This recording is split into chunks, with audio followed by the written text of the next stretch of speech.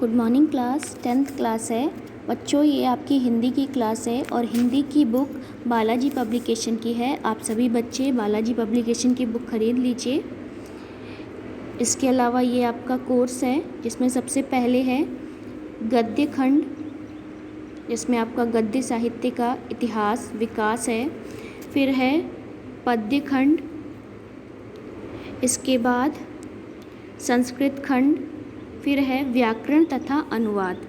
इसमें आपका काव्य सौंदर्य के तत्व, हिंदी व्याकरण, शब्द रचना के तत्व, संस्कृत व्याकरण तथा अनुवाद और पत्र लेखन हिंदी व्याकरण के अंतर्गत आता है। तो आज हम आपको सबसे पहले गद्य खंड से गद्य का स्वरूप पढ़ा देते हैं। तो गद्य शब्द संस्कृत की गद अर्थात बोलना धातु से यत प्रत्यय से मिलकर बना है, जिसका अर्थ है उच्चारण करने योग्य, अर्थात मनुष्य सामान्य बोलचाल में जिस भाषा का प्रयोग करता है उसे हम गद्य कहते हैं। तो गद्य शब्द संस्कृत के गद अर्थात यत प्रत्यय से मिलकर बना है, जिसका अर्थ होता है उच्चारण करना, और मनुष्य जिस भाषा में बोलचाल की भाषा में मनुष्य जिस भाषा का प्रयोग करता है उसे गद्य कहते हैं। प्रकृति ने मनुष्य को विचारों की अभिव्यक्ति की एक अद्भुत क्षमता प्रदान की है। वह भाषा के माध्यम से अपने विचारों, भावों, अनुभूति आदि को मुख्य दो प्रकार से व्यक्त करता है। तो मनुष्य अपनी जो बातें हैं, अपनी जो भावना, विचार दो प्रकार से व्यक्त करता है। पहला है गद्य के माध्यम से, दूसरा है पद्य के माध्यम से। उसकी विचार अभिव्यक्ति के इन दो रूपों का सृजन कारण तत्व भी दो ही है, भावना युक्त हृदय और विचार केंद्र मस्तिष्क। मस्तिष्क और हृदय की न्यूनता सक्रियता के कारण ही अभिव्यक्ति के इन रूपों को क्रमशः गद्य एवं पद्य साहित्य कहते हैं। गद्य हमारे दैनिक जीवन में प्रयुक्त होने वाली भाषा का नाम है। तो काव्य अर्थात पद्य छंदबद्ध रूप, क्रमबद्ध ताल तथा लय की योजना के रागात्मक मनोभावों की जो कलापूर्ण अभिव्यंजना होती है उसे हम पद्य कहते हैं। तो गद्य जो हम अपने दैनिक जीवन में प्रयोग करते हैं उसे हम गद्य कहते हैं, तथा पद्य जिसमें छंद होता है, क्रमबद्ध ताल होते हैं, लय होती है, उसे हम पद्य अर्थात काव्य कहते हैं। इसके बाद है हिंदी से आशय। भारतीय इतिहास पर यदि नज़र डालें तो हिंदी भाषा का प्रयोग भारतवासियों के लिए किया गया। प्रसिद्ध शायर इकबाल ने हिंदी है हम वतन है हिंदुस्तां हमारा कहकर हिंदी के द्वारा ही भारतीयों की एकता स्थापित की। इस रूप में भारतीयों द्वारा सामान्य रूप में जनसंपर्क की भाषा के रूप में जिस भाषा का प्रयोग परंपरागत रूप से हुआ है वह हिंदी ही है। हिंदी की 8 बोलियां मानी जाती हैं, जिसमें ब्रज, खड़ी बोली, कौरवी, बुंदेली, हरियाणवी, कन्नौजी, अवधी, बघेली, छत्तीसगढ़ी तथा 3 उपभाषा जिसमें राजस्थानी, पहाड़ी हिंदी तथा बिहारी हिंदी का नाम सम्मिलित है। इन सभी में दिल्ली, मुजफ्फर, मेरठ, बिजनौर, मुरादाबाद, रामपुर आदि के आसपास बोली जाने वाली जो बोली है वह खड़ी बोली का अत्यधिक प्रभाव रहा है। अतः आज वह खड़ी बोली हिंदी के रूप में प्रतिष्ठित हुई है। इसके बाद है हिंदी गद्य का विकास एवं संक्षिप्त परिचय। गद्य के विकास पर अगर हम नज़र डालें तो उसका प्रथम विकास हमें सामान्य बोलचाल की भाषा के रूप में मिलता है। इतिहास, दर्शन तथा विभिन्न ज्ञान विज्ञान की अभिव्यक्ति के माध्यम के रूप में जिस भाषा का प्रयोग होता है उसे हम गद्य कहते हैं।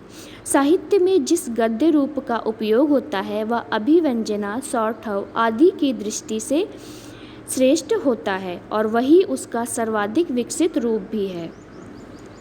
विभिन्न लेखकों और कवियों ने न केवल वैचारिक जगत अपना होता है, बल्कि विचारों, भावों, अनुभूति आदि को व्यक्त करने के लिए उन्होंने इसका प्रयोग अपनी भाषा की दृष्टि से किया है। भाषा रूपों के विकास की दृष्टि से यदि गद्य के स्वरूप का विवेचन करें तो यह हमें 3 रूप में मिलता है, वर्णनात्मक रूप में, विवेचनात्मक रूप में और भावात्मक रूप में। तो गद्य साहित्य के जो स्वरूप का विवेचन है वह हमें 3 रूप में मिलता है, वर्णनात्मक रूप में, विवेचनात्मक रूप में और भावात्मक रूप में।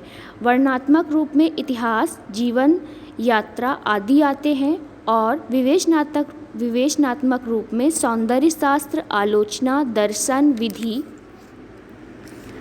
आदि आते हैं। इसके अलावा जो भावात्मक रूप है उसमें आपके ललित निबंध, गद्य, गीत, नाटक आदि आते हैं।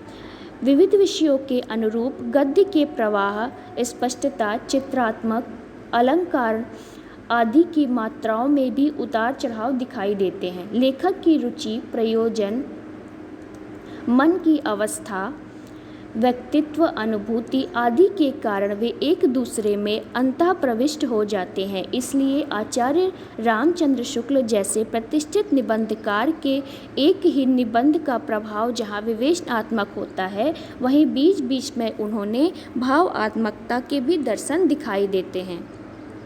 इसके बाद हिंदी गद्य का प्रादुर्भाव। हिंदी गद्य का आविर्भाव 19वीं शताब्दी के नव जागरण काल के समय में हुआ, जब हमारा देश मध्यकालीन रूढ़ियों से मुक्त होता हुआ पश्चिमी से आती हुई नवीन संस्कृति चेतनाओं की लहर को आत्मसात कर रहा था। तभी हमारे हिंदी गद्य साहित्य का नव जागरण काल भी आया। गद्य के प्राचीनतम प्रयोग में हमें राजस्थानी एवं ब्रज भाषा देखने को मिलती है। राजस्थानी, अगर हम हिंदी के प्राचीन भाषा की बात करें तो उसमें राजस्थानी एवं ब्रज भाषा आती है। राजस्थानी गद्य हमें 10वीं शताब्दी के दान पात्रों, पट्टे, परवानों, टीकाओं तथा अनुवाद ग्रंथों में मिलते हैं। ब्रज भाषा के गद्य का सूत्रपात 1400 के लगभग हुआ था। कृष्ण भक्ति धारा के कवियों भक्तों ने उनके विकास एवं संवर्धन में विशेष योगदान दिया। तो ब्रज भाषा का विकास जब हुआ तो सबसे ज़्यादा कृष्ण भक्ति धारा के जो कवि थे उन्होंने सबसे ज़्यादा ब्रज भाषा में रचनाएं या कविताएं लिखी हैं।